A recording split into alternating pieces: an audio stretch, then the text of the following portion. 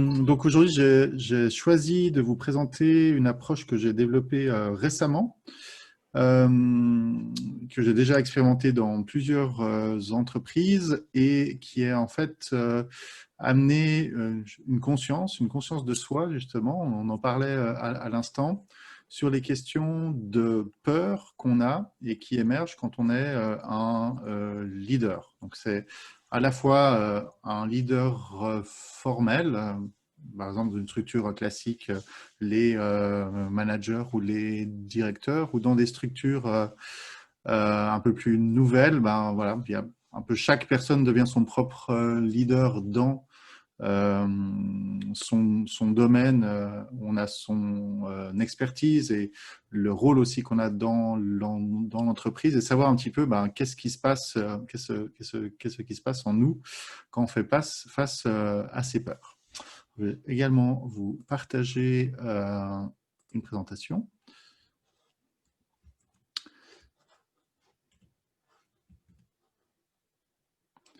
Alors, un instant, voilà.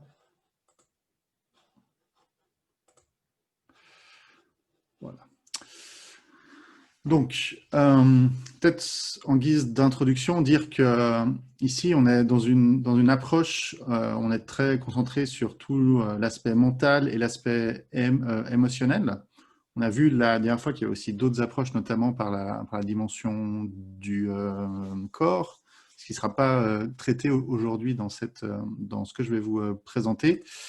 Et ce que j'ai choisi comme illustration par rapport à ça, ben, c'est ce fameux signe du yin et du yang. On a déjà discuté la dernière fois, principalement parce que pour moi, il y a une symbolique qui est forte, forte aussi par rapport à ce qu'on entend beaucoup maintenant dans les approches du management. Donc le yin et le yang, c'est l'équilibre en deux aspects, entre le blanc et le noir, et puis surtout la source du blanc et la source du noir présente dans l'autre partie. Et pour moi, c'est un symbole qui est extrêmement important, car on entend vraiment partout, et notamment bah, moi qui suis coach professionnel, c'est une espèce de grand motto qu'on retrouve chez tous les coachs, un petit peu la phrase marketing type qui est comment pouvez-vous devenir la meilleure version de vous-même? Et moi, ça, en fait, je l'interroge de manière, et je le challenge, et même ça me sort assez par les oreilles, c'est est-ce que vraiment on doit devenir la meilleure version de soi-même? Car cette approche, pour moi, sous-tend le fait de dire qu'on doit abandonner, en fait, toute une partie de soi-même pour être que dans la meilleure version. Et que, bien entendu, ce processus, il n'est pas viable à long terme. On ne veut pas être que dans son côté lumineux, enthousiaste, plein d'énergie. Il faut aussi savoir accueillir tout ce qui se passe dans notre vie. Et je trouve que justement, cette approche avec les archétypes permet vraiment de prendre conscience qu'il bah, y a plusieurs côtés qui se jouent quand on est un leader. Et le meilleur moyen, c'est de bien les connaître, de savoir ceux qui s'activent et pouvoir essayer de faire des choix dans ces comportements et dans ce qu'on active à quel moment qui nous servent en fait au mieux, sans oublier les autres et sans renier les autres et vouloir les ranger de force dans un tiroir qu'on ne veut plus jamais ouvrir. Donc, ce concept des archétypes, qu'est-ce que c'est? Alors, je me base sur les travaux qu'a fait Carl Jung au début du siècle passé. C'est vraiment lui qui a un peu cristallisé cette approche qui pourtant existait depuis très longtemps. On a les premières traces vraiment tangibles. C'est Platon, en fait, qui utilisait déjà ce concept-là. Donc, c'est quelque chose qui est là depuis longtemps, mais Carl Jung l'a vraiment un petit peu posé, notamment avec ces différentes approches. Alors, comme vous voyez à l'écran, il y a tout un ouvrage là-dessus. Je vais pas aller dans tous les détails. Je vous ai sorti trois caractéristiques qui sont importantes pour moi. C'est d'une part, ben, un archétype, enfin, les archétypes, ça définit des schémas de pensée qui sont typiques, qu'on retrouve soit chez tous les individus, soit en tout cas chez tous les individus d'une culture précise, qui se traduit à la fois dans ce qui se passe dans nos rêves, dans les différents symboles qu'on a dans les religions, ce qu'on retrouve dans les arts, dans les coutumes sociales également. Donc c'est vraiment quelque chose qui est très très présent. Euh, Carl Jung a défini ça comme l'inconscient collectif, c'est-à-dire vraiment des schémas qu'on retrouve dans chaque individu, des schémas de pensée, des schémas de fonctionnement. Et pour finir, que chacun en fait de ces archétypes a une part que lui a définie comme lumière et ombre, c'est-à-dire donc vraiment une dualité qui s'active. Donc quand on a un de ces archétypes, on va forcément avoir les deux qui sont là et qui vont s'activer à certains moments. Et voilà, ce qui est intéressant, c'est d'en d'en être conscient. Et de manière très concrète, j'ai découvert ça en travaillant avec des clients qui sont dans des agences de communication. C'est une approche qui est utilisée de manière très courante dans le marketing. Alors, Carl Jung, il avait défini 12 archétypes que vous retrouvez ici sur cette slide en anglais. Et en fait, souvent, tout le travail de base en marketing, ou généralement quand une agence notamment elle commence à travailler avec un client, il y a tout un travail préparatoire qui se fait et il va avoir un choix qui est fait sur qu'est-ce que vous voulez incarner auprès du public. Et là, l'approche des archétypes, elle est très, très courante par rapport à ça. Donc, typiquement, vous avez des marques comme Nike, voilà, qui vraiment veulent incarner le héros, donc voilà, quelqu'un qui est battant, qui va soulever tous les défis. Il y a des marques comme Google, par exemple, qui veulent incarner l'image du sage, donc celui qui sait, qui connaît, qui partage sa connaissance.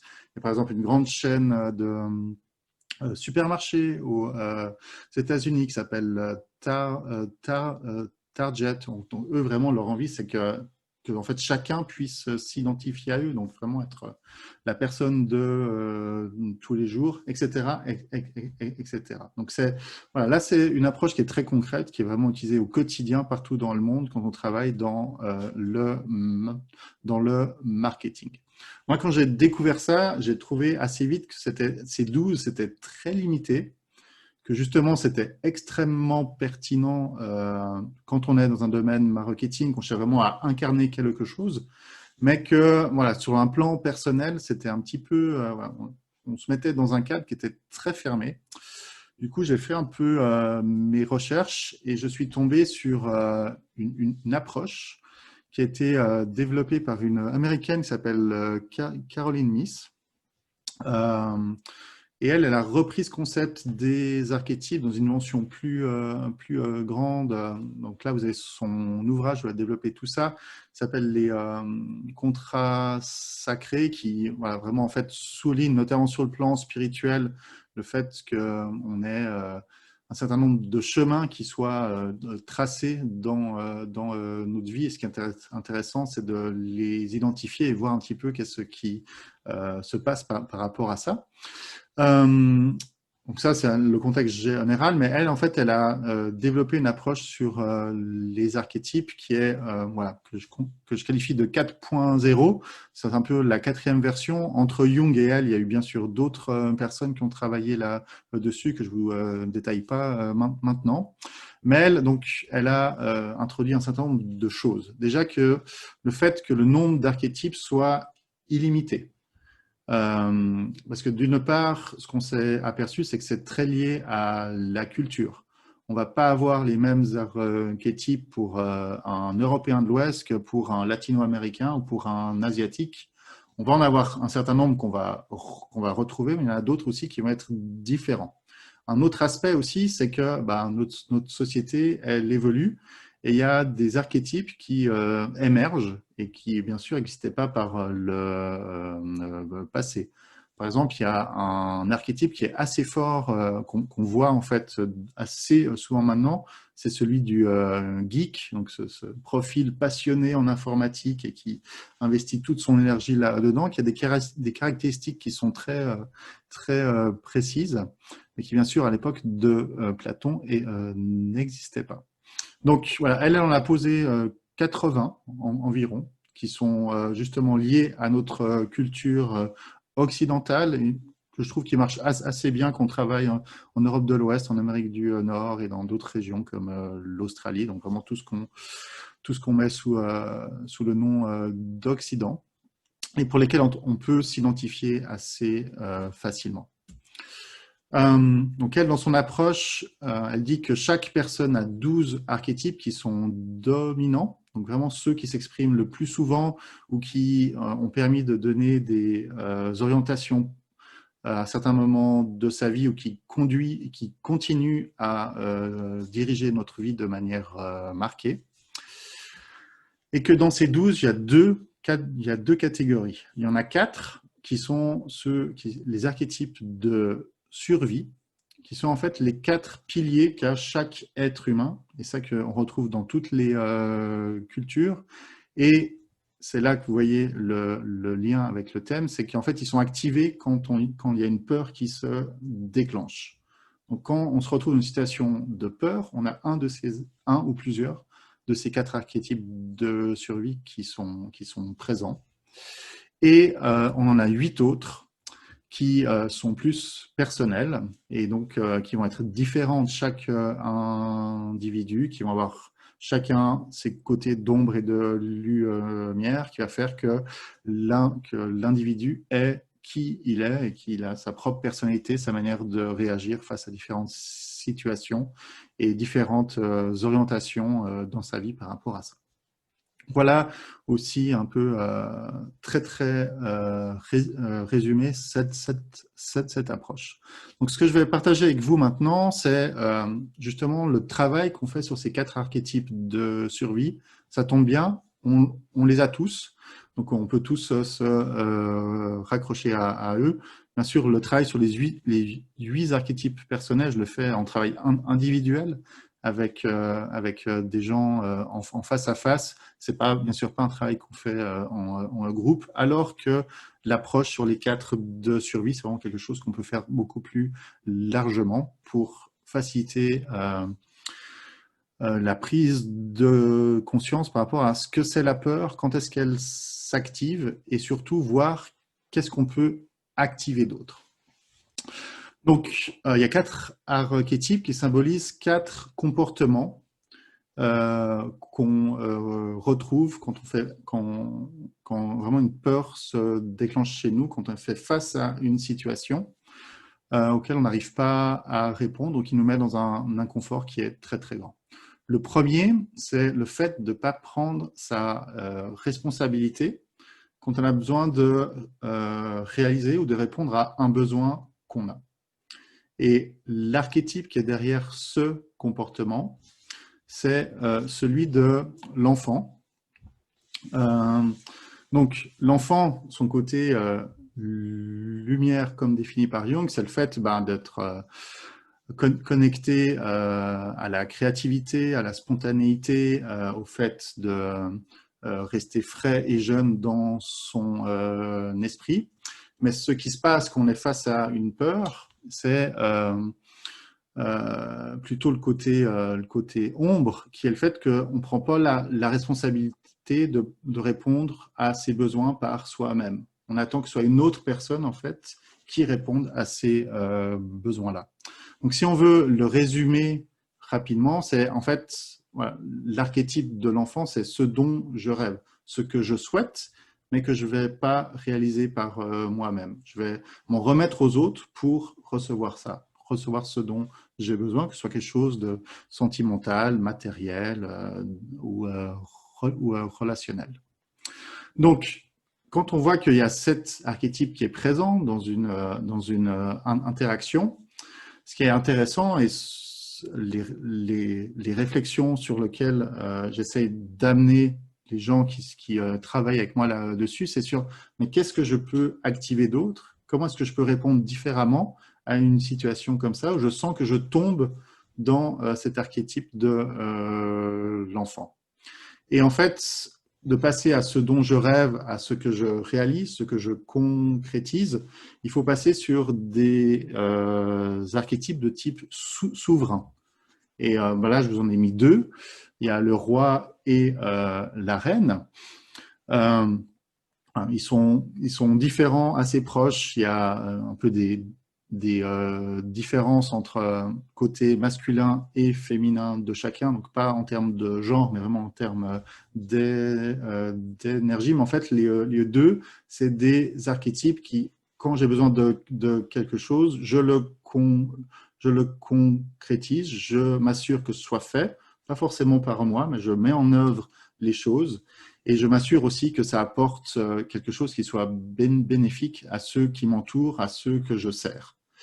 Et voilà, ça c'est un peu une réponse quand on est enfermé dans le côté ombre de l'archétype de l'enfant. Qu'est-ce qu'on peut activer de différent? Quel état d'esprit, mais quelle action aussi on peut employer par rapport à ça?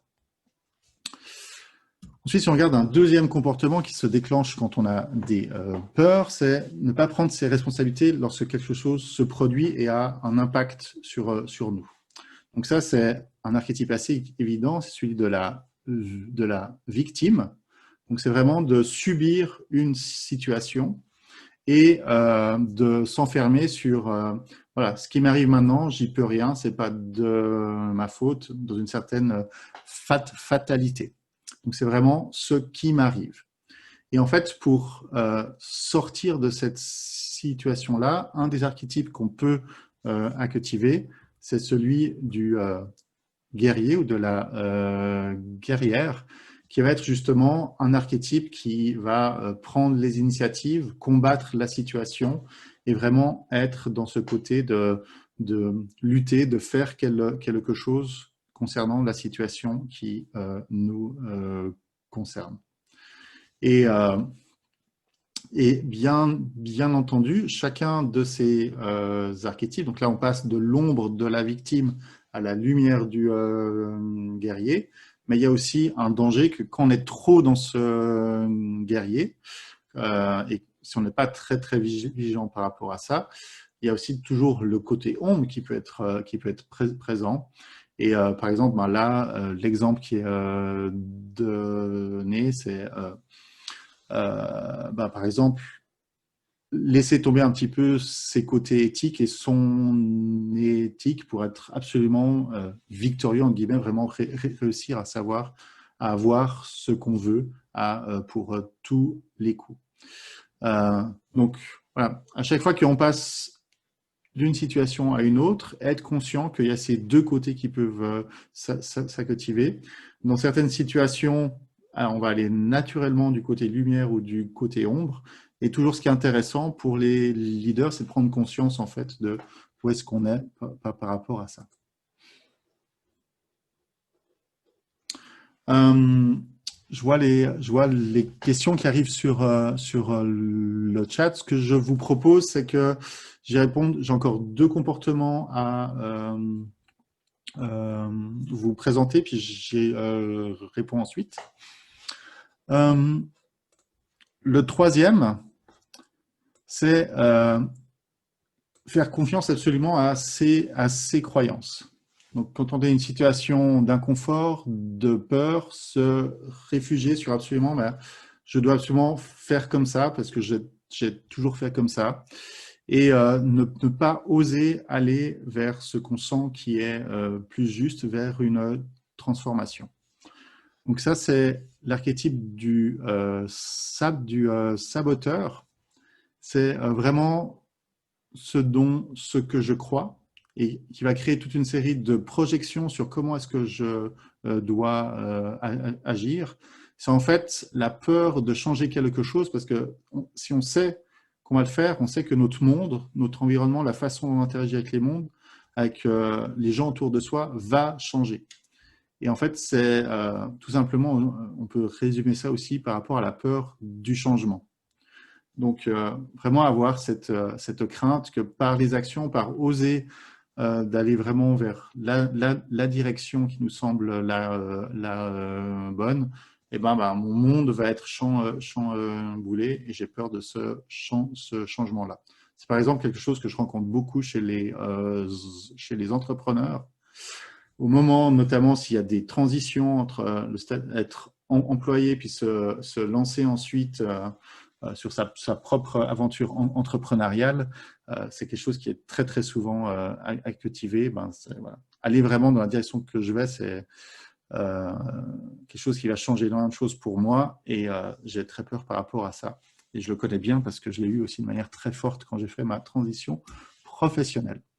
Et le moyen pour répondre à ça de manière différente, c'est l'alchimiste ou le magicien.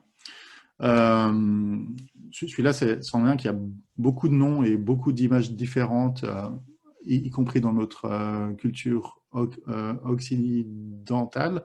Et donc là, c'est vraiment de faire confiance à la transformation, à ce qu'on perçoit et puis aux connaissances aussi qu'on a pour aller dans cette transformation.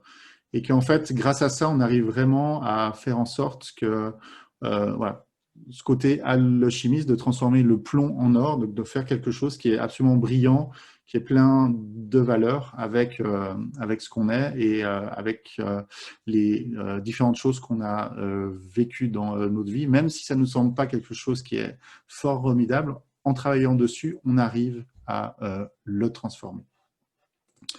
Et la quatrième croyance, qui est aussi ça, quelque chose qui est très fort partout, j'appelle, le quatrième comportement, que j'appelle la soif de sécurité.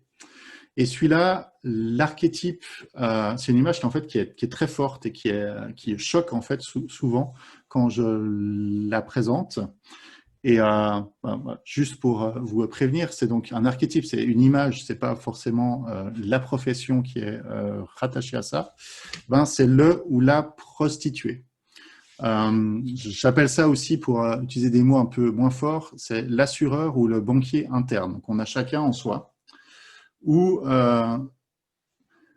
on se base vraiment sur ce qu'on souhaite avoir sur le plan matériel, ce qu'on a déjà et ce qu'on a peur de perdre ou de ne pas avoir. C'est vraiment ce que je peux me permettre, ce que je ne peux pas me permettre, qui est un frein aussi qu'on voit énormément chez les gens. Mais voilà, le nombre de conversations que j'ai, que ce soit avec des gens qui sont employés ou des entrepreneurs, où ils nous disent mais non, je peux pas me lancer moi-même, je peux pas quitter ce travail-là, même si je l'aime pas, parce que je vais perdre mon argent, je vais perdre mon appartement, je vais perdre mes crédits, etc. Enfin, c'est vraiment cette soif de sécurité qui met les gens vraiment dans une bulle, qui fait qu'ils n'arrivent pas du tout à bouger, même s'ils sont pas très à l'aise par rapport à ça. Et la réponse par rapport à ce comportement, enfin, ce qu'on peut explorer, c'est celui de l'amant ou de l'amoureux, c'est-à-dire vraiment se connecter de fort de manière à ce qu'on ressent, à ce dans quoi on croit fortement, et oser en fait aller pleinement à 100% dans cette direction-là, et vraiment oser vivre de sa passion, de se lancer là dedans et d'y aller à 100%. Et là, c'est un gros travail de confiance en soi, de briser toutes les croyances qui sont vraiment portées de manière très forte dans notre culture par rapport à l'argent et à la sécurité. En Suisse notamment, c'est un défi qui est majeur, parce que vous savez peut-être qu'on est un pays, alors qu'on est un des pays qui, sur le plan économique au monde, va le mieux, on est un des pays dans lequel les gens sont le plus assurés et multi-assurés. Il y a vraiment quelque chose de fort culturellement en Suisse par rapport à cette sécurité. Et ça, c'est un aspect qui est vraiment très intéressant à travailler avec les gens et qui est vraiment présent partout. Donc, dans un environnement professionnel, comment on utilise cette approche-là? Déjà, ça permet de souligner que ces archétypes, ils s'appellent archétypes de survie, donc ils s'activent, ils sont très forts, Et quand on est basé sur une peur, et je trouve que vraiment en plus en ce moment avec ce qu'on vit, la peur c'est vraiment quelque chose qui est très très présent et la peur qu'on a face à un virus va en générer d'autres par rapport à ce qu'on fait.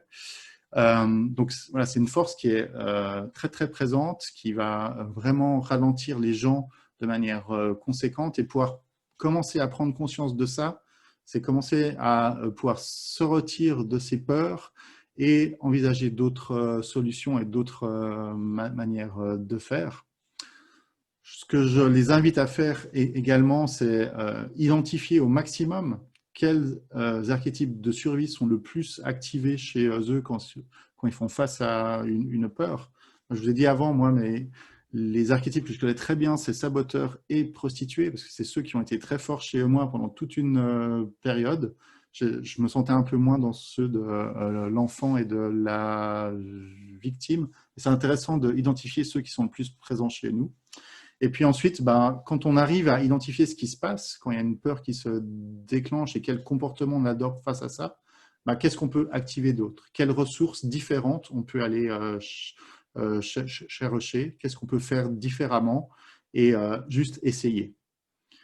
Essayer une fois, souvent les gens ils ont de la difficulté face à ça, donc on commence par des choses qui sont petites, qui sont simples face à une peur, puis on essaye d'agir différemment.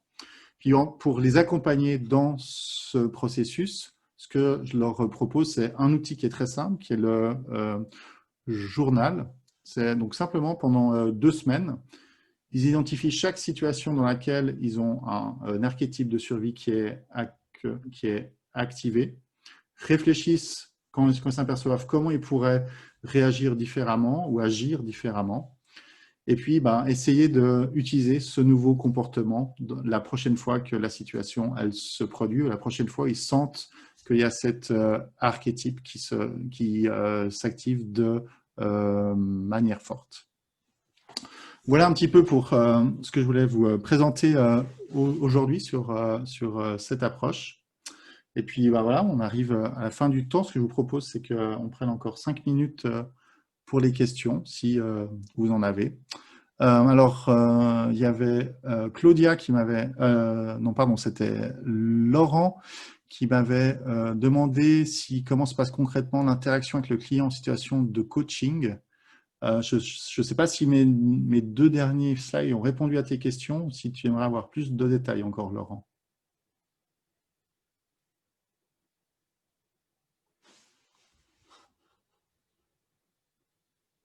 N'oublie pas de remettre ton micro, si tu es là. Oui, Ouais. David, je reviens. Ouais, non, c'est parfait, tu as parfaitement répondu. La question qui me vient, c'est quels sont les résultats ou les premiers résultats si l'approche est nouvelle pour toi, tu as pu déjà obtenir dans tes accompagnements de coaching? Est-ce que tu as déjà eu des retours positifs par rapport à cette démarche? Oui, alors en coaching individuel, non seulement on travaille sur ces 4, mais on travaille sur les 8 autres.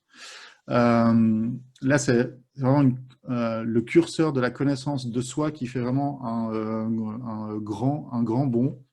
Puis surtout, pour moi, c'est le curseur de accepter qui on est avec ses côtés voilà, lumineux et plus sombres et vraiment vivre avec, en fait. Plutôt que de vouloir cacher les choses, vraiment voir, oui, dans ces situations-là, je sais que je vais réagir comme ça. C'est un de mes côtés sombres. Et puis commencer à vivre, en fait, être conscient de ça et commencer à vivre avec, pas vouloir les changer absolument, mais juste les apprivoiser et puis voir que des fois, peut-être, on peut faire appel à d'autres choses. On n'est pas forcément obligé de partir dans cet automatisme qu'on a face à une situation. Donc là, c'est vraiment sur le plan individuel. J'ai notamment j'ai utilisé ça avec une amie très récemment, qui est une artiste contemporaine brillante, qui était enfermée dans un poste pas très motivant dans une école à Vevey. Et voilà, elle avait son archétype de la prostituée qui était très fort, où elle avait vraiment des craintes énormes sur l'argent, sur son avenir. Et en faisant ce travail-là, voilà, ça fait 1 semaine qu'elle a envoyé sa lettre de démission et qui va lui permettre de dégager plein de temps en fait pour faire vraiment ce qui l'intéresse. Ensuite, en équipe, on travaille que sur les 4 de survie.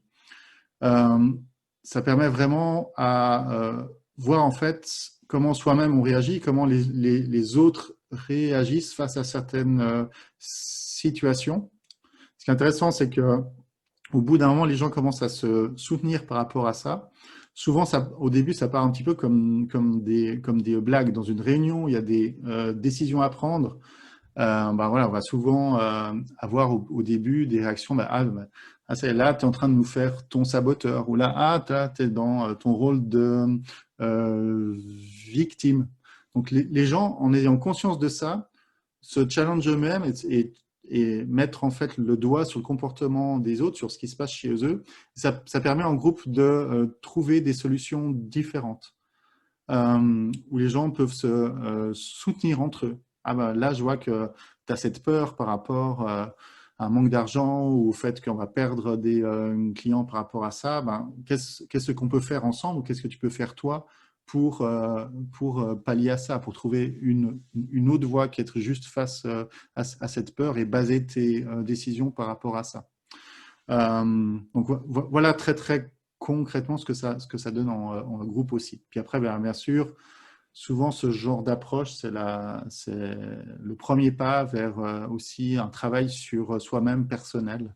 Même si c'est une approche par groupe, souvent les gens reviennent vers moi ensuite par rapport à ça pour essayer de creuser ou se faire challenger sur un certain nombre de choses.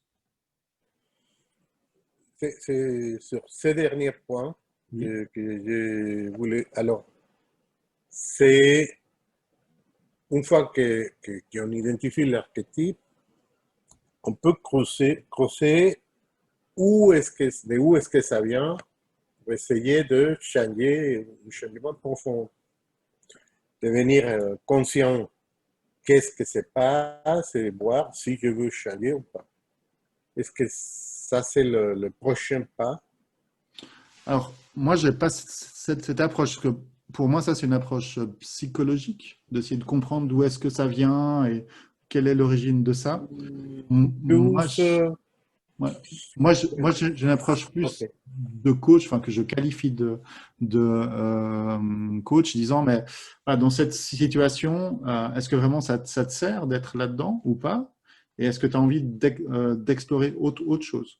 Et si oui, qu'est-ce que tu pourrais activer d'autre? Qu'est-ce qu'il y a d'autre dans tes 12 autres archétypes qui pourraient répondre à ça de manière différente? Et on peut explorer comme ça. Par exemple, moi, un de mes archétypes, c'est le filou. Donc, c'est le filou, le trickster en anglais. Donc, voilà, une personne qui et ce que je trouve intéressant, c'est que c'est une connotation qui n'est pas très positive, mais en fait qui est très utile dans un certain nombre de cas. Par exemple, j'ai beaucoup travaillé dans les pays de l'Est il y a longtemps, donc c'était encore un gros héritage de l'Union soviétique. Quand on est face à une administration très rigide et très compliquée, pouvoir activer ça, c'est très intéressant pour pouvoir se glisser dans une petite porte et puis trouver une solution plus rapide que faire le processus qui va prendre 6 mois. C'est des choses qui sont très utiles. Puis après, j'ai aussi le côté sombre qui sort des fois où je vais pas hésiter à tricher sur un certain nombre de choses.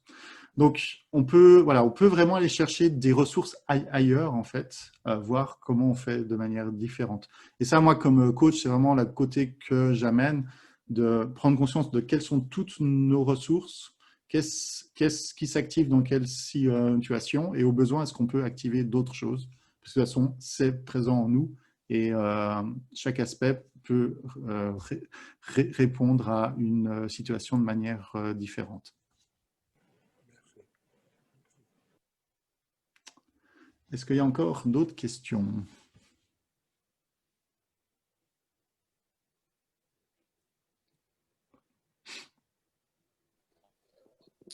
Peut-être une dernière question, David. Simplement savoir si c'est toi qui proposes en fait les archétypes curatifs de guérison ou est-ce que c'est la méthode qui qu'il impose ou qu'il recommande, c'est-à-dire pour l'enfant, c'est plutôt le roi et la reine, pourquoi pas un autre archétype curatif. Voilà. Est-ce que c'est normé ou est-ce que c'est toi, en fonction de la situation, de l'interaction, qui propose des archétypes curatifs?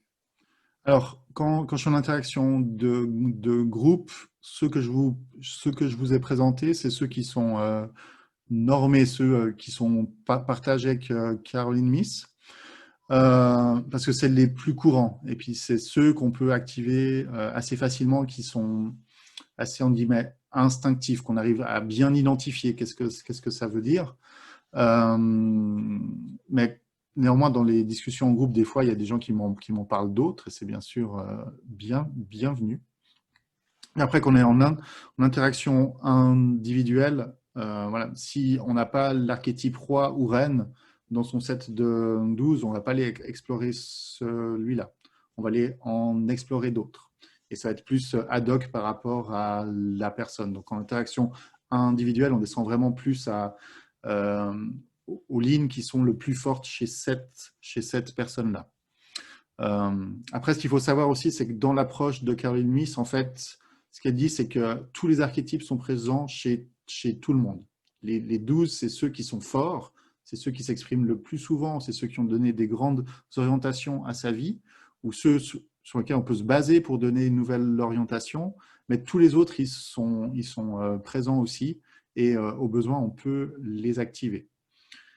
Puis on a sans doute déjà tous expérimenté une grande partie de ces archétypes au moins une fois dans sa vie. On arrive toujours à faire une référence à une situation une fois on les a activés. Donc après, ça laisse une possibilité qui est très large. Ce qui est aussi ce que j'aime dans cette approche, c'est parce que même si 12, c'est quelque chose qui est assez large, ça reste quand même un certain nombre de cases précises. Et il y a quand même une approche qui est beaucoup plus fluide, qui permet d'aller explorer aussi beaucoup plus de choses.